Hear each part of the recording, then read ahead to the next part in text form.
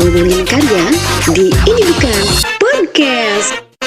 Ngomongin karya cuma di Ini Bukan Podcast. Halo bro di rumah, what's up? Welcome back di Ini Bukan Podcast. Udah memasuki episode ke-30 ya. 30. Episode ini alhamdulillah jadi ibaratnya kita mendewasakan diri juga sih. Makanya tambah episode berarti harus tambah lebih dewasa dalam artian ya dari segi kualitas Semuanya. dari kita kan secara pengedar informasi. Iya. Orang yang datang juga kan harus jadi penentuan juga. Oke, nafsunya keren-keren. Ini muda, Berbahaya. cerdas, berbahaya juga. Kita bakal ngobrol-ngobrol nih sama Ya. seniman sih kalau menurut saya. Terus owner Bilik Tusuk juga. Yang mana Bilik Tusuk sekarang lagi hits-hitsnya di Garut ya. Box pisan lah pokoknya. Please welcome Lita Lito. Arofu. Hai semuanya. Akhirnya bisa datang ke Ini Bukan Podcast. Gimana kabarnya? Sehat. Alhamdulillah ya. Padahal janjian udah lama loh, udah mungkin ada kira-kira semingguan bahkan dari sebelum kita janjian yang waktu minggu lalu. Oh iya dari Iya. Instagram udah chatting sebenarnya. Awalnya sih malu-malu dulu Asik. ya DM. Tapi lanjut WhatsApp akhirnya.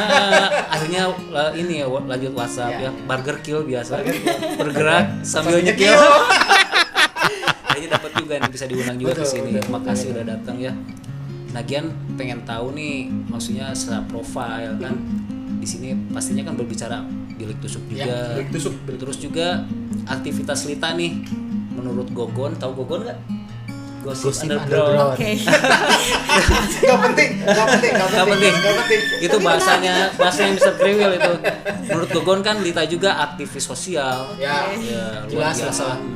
Banyak ininya Nah, informasi. ini si Bilik Tusuk sendiri mulai dari kapan sih, Lita? Aku mulai ada merek Tahunnya si Bilik gitu. Tusuknya ya itu dari setahun lebih yang lalu, setahun lalu. Oh berarti bisa Sebelum dibilang Desember lah. masih baru ya untuk di Garut. Belum setahun lebih baru setahun lebih. Oke, itu di Garut apa sebelumnya Di Garut. pernah di luar Garut? Oh, Di Garut. Garut ya. Terus tempatnya?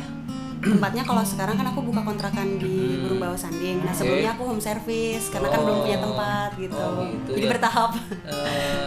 Luar biasa. Tapi selain Bilik Tusuk nih, artinya sebelum-sebelumnya emang udah pernah ada juga di Garut ya yang Oh maksudnya banyak. yang serupa. Setahu aku Banyak tuh ya. Oke. jasa piercing tuh banyak yang nyatu sama tato juga banyak. Si Bilik Tusuk sendiri itu lebih ke piercing atau Aku ada piercing aja. tato juga? Piercing aja. Itu juga kan nggak seluruh baru bertahap itu. Sekarang kan baru telinga sama hidung.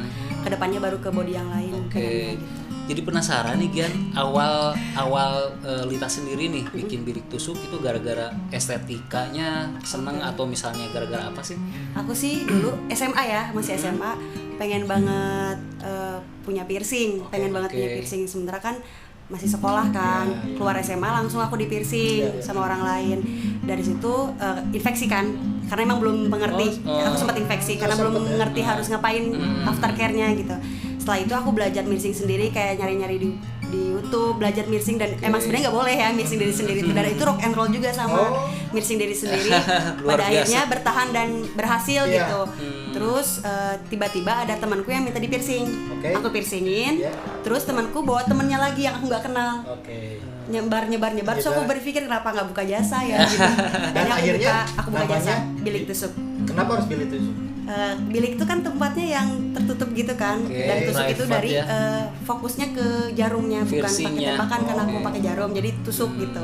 Kalau bilik mah lebih ke kayak sesuatu yang intim maksudku gitu. Oke, intimate ya, private ya. pengennya kayak gitu. Itu keren loh, lagi hits-hitsnya sekarang di Garut ya. Kok kepikiran sampai Bilik Tusuk gitu. Terus Maksudnya, nice hearing juga kan, iya, Bilik Tusuk betul. gitu. Nice hearing banget jadi Bilik Tusuk. Jadi nggak asing atau memang ketika orang yang mendengarkan pertama kali kayak saya misal seolah-olah sudah terekam nama itu di memori kita tuh di Bilik Tusuk. Iya. Oke. Udah Nah, dengar akhirnya kan. Ya, Oke. betul.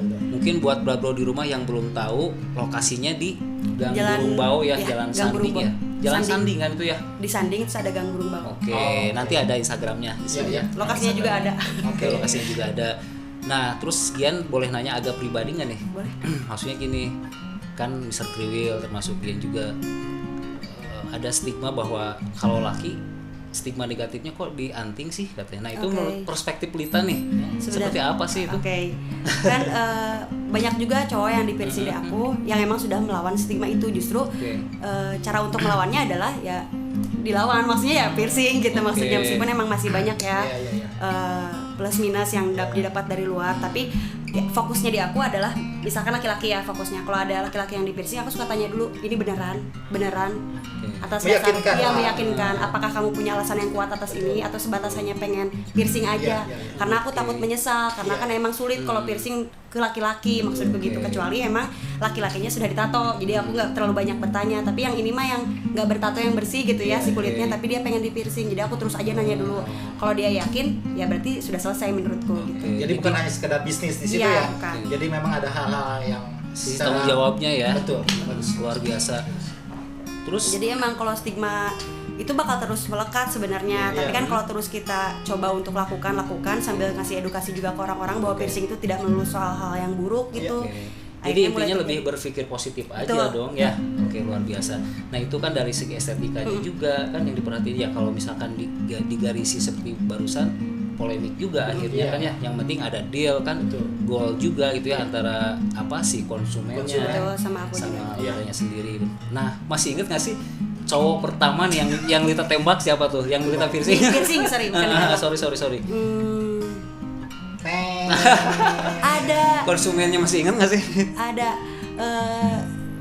Dia nangis. Serius itu? Dia nangis sampai peluk pacarnya.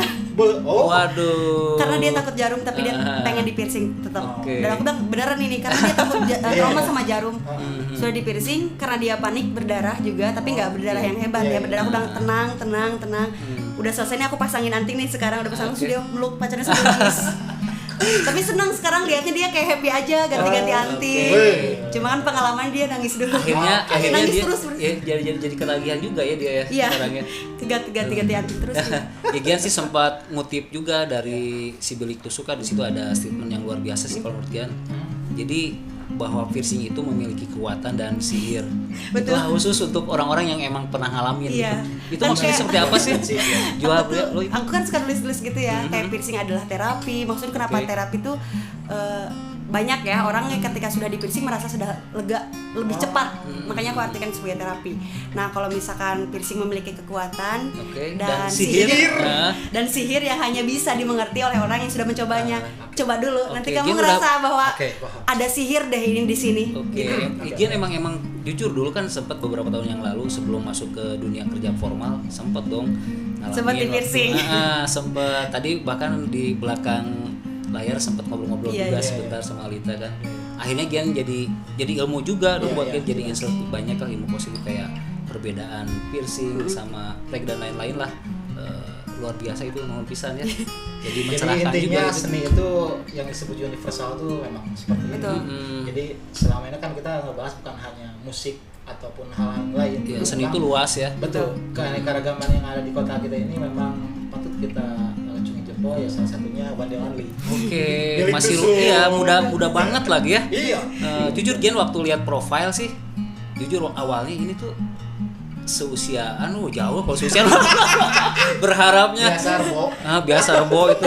Ternyata pas ketemu wow gitu ya. Iya. Jauh usianya, Bro. Luar biasa loh, udah seusia seperti ini udah prestasi ya, bisa dibilang prestasinya udah luar biasa untuk di Garut khususnya gitu ya. Ya turut bangga dong ya, Gian sendiri bisa terlibat juga. Makanya jujur aja salah satu alasan kenapa undang Lita kesini ya karena prestasinya. Terima kasih. Si Bilik Tusuknya juga lagi hits-hitsnya sekarang gitu ya, terbukti lah itu ya dari sterilnya, terus dari greeting konsumennya luar biasa. Dan dia juga punya market sendiri loh bro, jadi maksudnya tanpa istilahnya mendahului yang udah ada, dia emang marketnya juga berbeda kan, punya market sendiri, inovasinya juga itulah lebih ke dapur lah istilahnya. Cuma tadi sempat cerita sedikit gitu sebenarnya. Nah ngomong-ngomong seni kan luas tuh, yang Gogon yang kedua nih rumornya selain aktivitas yang mobilitas yang tinggi di Bilik Tusuk, Lita ini kan setahu Gian senang puisi nih. Di dunia teater juga aktif juga, aktivis sosial juga. Nah Gian pengen nanya dari puisinya aja dulu deh. Itu buat Lita sendiri nih, hal positif yang Lita rasain dari puisi apa sih? ini mah sebenarnya kayak darah ya. Orang tua aku kan emang seniman, bapakku tuh. Terus aku dari SD tuh emang suka baca puisi, pengen aja ikutan lomba meskipun emang gak diizinin sama orang tua. Awal ikut lomba dulu. Pertama diizinin nih, tapi kesini makin dewasa emang gak pernah diizinin sama orang tua untuk ada di dunia itu gitu. Tapi akunya yang maksa aja terus ikutan-ikutan dan merasa ketika masuk teater kayak aku belajar gitar, belajar apa-apa gitu atau main drama, tapi aku lebih senang ketika baca puisi gitu. Emang belum sampai nulis sih, baru senang aja baca puisi karya-karya orang meskipun emang gak semuanya bisa aku terjemahkan dengan baik gitu. Di antaranya karya siapa tuh yang Lita seneng? Yang terakhir aku suka Kang Dery, dia Kang lokal. Dery, luar biasa. Dari Budaya, keren. Dari Budaya keren. Itu Gian sempat lihat loh yang postingannya waktu Puisi. lagi baca puisi ya. Meskipun hanya picture. Ya pengen sih rasanya dengerin ada bacain Nanti deh puisi kita sedikit. coba. Nah, Maksudnya gini, kita, Rumah FK itu dulu sempat bikin salah satu challenge juga, ada namanya musikalisasi puisi. Oke. Nah, nanti kita ada coba. nanti kita coba ya. Oh, iya. Jadi intinya lebih ke ini ya, buat kita sendiri puisi itu lebih ke respon emosional ya, bisa Betul. boleh dibilang seperti itu ya. Dan ngerasa lebih damai aja sih kalau udah baca-baca puisi. Berarti bro dari SMA jiwa rebelnya udah ada loh. Gila. Luar biasa itu. Tapi maksudnya rebel yang positif lah ya itu. Yes. Di sisi lain nih, tadi kan penjelasannya udah, maksudnya informasinya dari sisi teater. Oke. Ini Teater. luar biasa nih. Itu kan kalau orang-orang yang suka atau orang yang mempelajari itu luar biasa. Maksudnya saya juga sempat dulu ketika pernah mencoba, bukan terjun langsung, pernah mencoba di sisi teater. Pandangannya nih dari sisi seni teater itu dalam kehidupannya atau kita secara sosialisasinya seperti apa? Masuk teater tuh SMA, cuman lebih dalamnya ketika keluar SMA. Nah, kan di situ kita kayak ada latihan, terus ada olah sukma dan banyak lah gitu ya, termasuk olah tubuh dan lain. Yang aku dapat, kenapa aku sayang banget sama teater karena itu kepake banget di kehidupan sehari-hari, termasuk bagaimana cara aku ngehandle emosi aku ketika bertemu dengan customer gitu. Ketika aku sebenarnya kan kerja juga nih di restoran, ketika aku bisa mengendalikan Sempet diriku, ya? aku sempat kerja di restoran juga. Itu kepake banget. Jadi ketika kita bisa yang menyesuaikan orang lain, itu sih yang paling aku dapat. Karena kan kalau misalnya mentas drama kita harus ngikutin Ngerti. ada dialognya. nada dianya Iya. atau gimana gitu. Jadi akhirnya itu kepake banget. Jadi kita nyesuaiin orang lain tuh Setelah tidak langsung berarti kita bisa menilai karakter seseorang. lebih peka sebetulnya. Lebih peka Iya. maksudnya. Walaupun misalkan kita baru bertemu nih. Iya, gitu. Berarti Lita tahu dong kira-kira pertanyaan apa berikutnya ya. Kalau kayak gitu. Dukun Luar aku. biasa. Beda ya itu mah ya. Beda. Ya jadi lebih ke ekspresi apa yang Lita rasain, ya udah diungkapin lewat dialog ya. Betul. Itu jadi tokohnya biasanya atau jadi naratornya gitu. Kalau di teater biasanya aku suka di keaktoran. aktornya ya. Aktoran. Nah, kalau misalkan narator mah basicnya dari puisi karena sering baca puisi, jadi sering diundang, bukan undang sih, kayak ada job untuk jadi voice over kalau misalkan atau jadi narator di film-film kayak gitu. Nah kalau secara etimologi kan si teater sendiri itu tempatnya lah ya, tempat pertunjukan gedungnya. Nah terus secara khusus nih buat Lita sendiri, si teater sendiri itu lebih senang di teater modern kah atau tradisional atau kontemporer atau seperti apa sih? Atau lebih kebebas aja gitu? Aku bebas Bebas ya. lebih ke kayak ngikut aja karena kan kita tetap harus ngikutin sama perkembangan yang ada, tapi jangan juga lupa sama mood awal gitu. Oke. Sama Blaster semangat juga awal ya. gitu maksudnya. Karena kan kita juga perlu adaptasi sama hal-hal yang baru terus gitu. Ya pasti. Kalau teater. Di sisi lain nih, Tak, rumornya ketika si Bilik Tusuk atau Model sendiri berkolaborasi ataupun support sama teman-teman musisi itu secara apa ya, rumornya tuh Suka ngadain event atau ada apa event misalnya. sendiri atau menjadi sponsor di event tertentu atau gimana selama ini? Selama Bilik Tusuk. Bilik muncul. Tusuknya ya.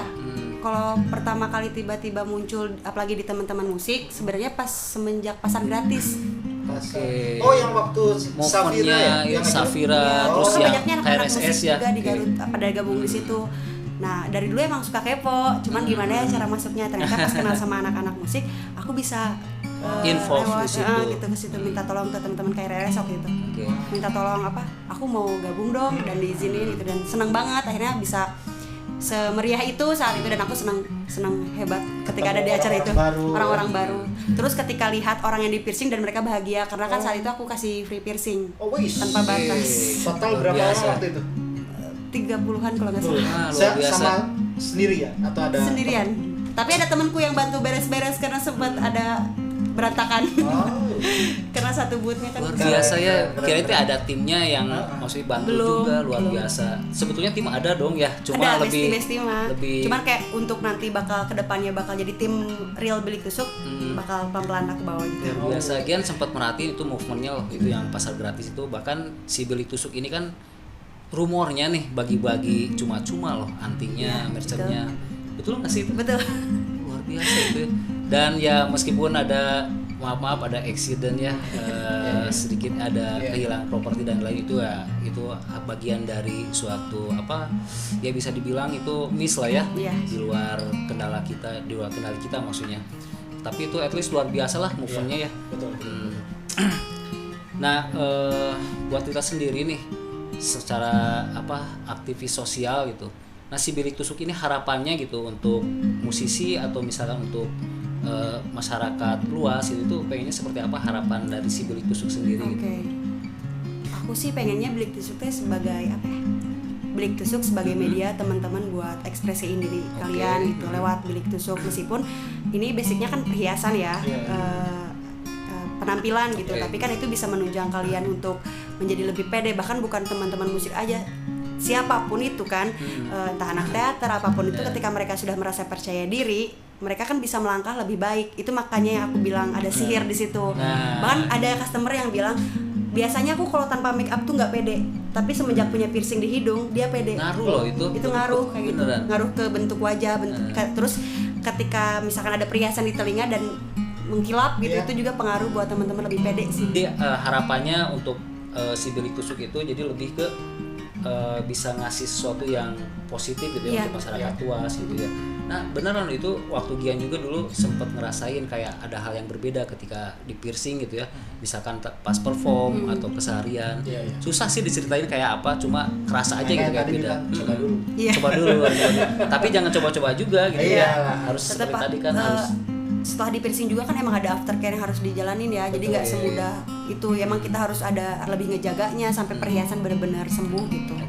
Maintenance-nya itu kan bisa konsultasi juga ya sama Bilik Tusuk. Luar biasa ya bro. Jadi di Bilik Tusuk ini nggak hanya sebatas piercing doang gitu, terus pulang gitu, atau misalkan anterin cuman sampai pintu doang kan enggak ya. Bahkan ada konsultasi juga ya, ada maintenance-nya juga. Nanti dikasih info dari Lita sendiri. Luar biasa ya. Ya terima kasih Lita ya udah datang ke Ini Bukan Podcast. Bisa harapan dari Gian dan Mr. Kriwil tentunya dari si Bilik Tusuk sendiri, khususnya dari Lita sendiri tetap berkarya aja. Semakin luar biasa ke depannya dan jadi inspirator lah untuk orang banyak ya, khususnya generasi anak muda Garut gitu ya.